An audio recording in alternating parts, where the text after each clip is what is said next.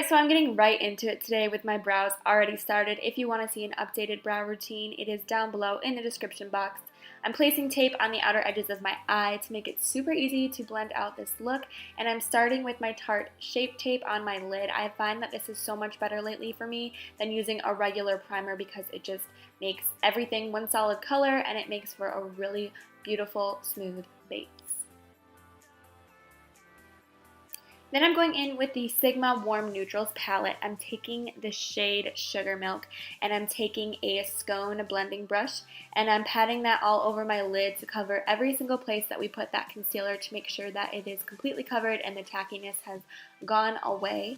And then I'm going in with the shade Cinnamon and I'm taking my Sigma E40 blending brush and I'm placing it on the crease and outer corner and I'm just basically blending it from my crease up to my brow bone, making sure that it's super flawless, super smooth, and super blended out.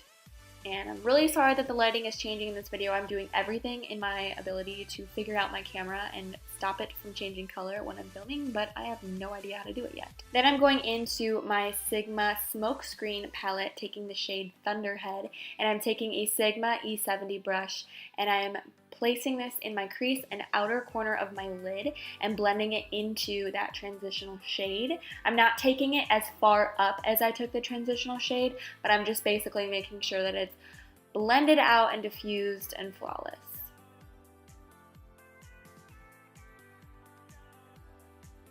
Now I'm going in with my Tarte Shape Tape to create a cut crease, and I'm taking my Visanti eyeshadow 2 brush and basically drawing up a deeper, higher rounded lid. I have very hooded eyes, as you may already know if you've been watching my channel for a while, so I'm taking this a bit further above my crease to create the illusion that I have deeper set eyes, and I'm just basically cutting it out and patting it not all the way over to the outer corner, but about 3/4 of the way.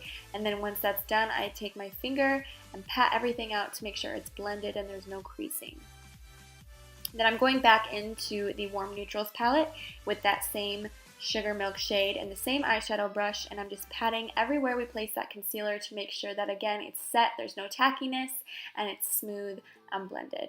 And then I'm going back in with my E70 and that Thunderhead shade, and then also a mix of the Cinnamon shade with my E40 to make sure that the outer corner is blended and there's no harsh lines.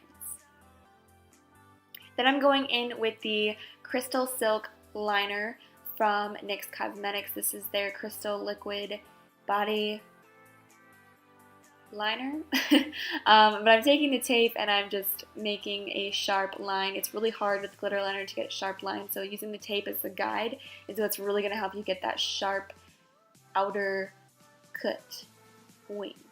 And I'm taking the tape away. You can see how sharp and pointy that liner is. It's really, really, really helpful. Then I'm going in with my Wispy's 113 lashes from Ardell, and I'm going in to moisturize my face. We'll come back to the eyes in a sec, but I'm going to moisturize my face with the Cosmetics Shineless Oil-Free Moisturizer, placing that all over my face. And then I'm going to go in with the Lancome Green Color Correcting Concealer. This has been a lifesaver for me as well as my clients. I really, really like this. It blends out really nicely and it neutralizes the skin to get rid of the redness. And using a damp beauty blender is the way to go with this stuff. It's awesome. I feel like the formula is really comparable to the IT Cosmetics Bye Bye Under Eye, but this has that color correcting genius formula in it. Then I'm going in with my Too Faced Born This Way foundation and that same damp beauty blender and blending that all over, starting on the outer perimeter of my face and moving into the center where I tend to get oily. This is not a foundation that I would recommend for oily skin, but I really wanted to wear something a little bit lighter since it's super, super hot this week, like 90 degrees, and this is just a lighter foundation. Again, not recommended for oily skin, but if you just want to give your skin a breather, then this is the way to go. And then I don't know why I didn't do a product shot, but I'm using the Pure Cosmetics 4-in-1 Mineral Powder, and I think this is in like light tan, and I'm just setting that foundation because I didn't want to do anything super full coverage for this. My skin has just been crazy lately, way too textured, so I'm just setting it to give a little bit extra coverage without making it too cakey or anything. So I'm just setting all of my face with that powder. Then I'm going in with the Amber Anastasia Beverly Hills Stick Foundation to contour. This is a little bit too dark for me in this video, but when I have a tan, it looks great. I just noticed that I guess in this video it was a little bit too orange for me, but it really works when you have a great tan. So I'm using this to contour, and then I'm taking a damp beauty blender to blend it out. I am in love with this stick foundation. Like, I think I'm going to get a couple different colors for contouring for when I'm a little bit lighter or when I'm a little bit darker, but it's super awesome. It blends out so beautifully. It doesn't get cakey. I'm considering using it for like my actual foundation, so we'll see. Maybe I'll grab some for the full face foundation, but I'm really liking it for a contour, especially a cream contour. This is like my first time cream contouring when I got this, and I'm absolutely... Then just to set that, I went in with my Ciate London bronzer. I can't remember what it's called. I think it's like Palm Island Bamboo Bronzer, if I'm right.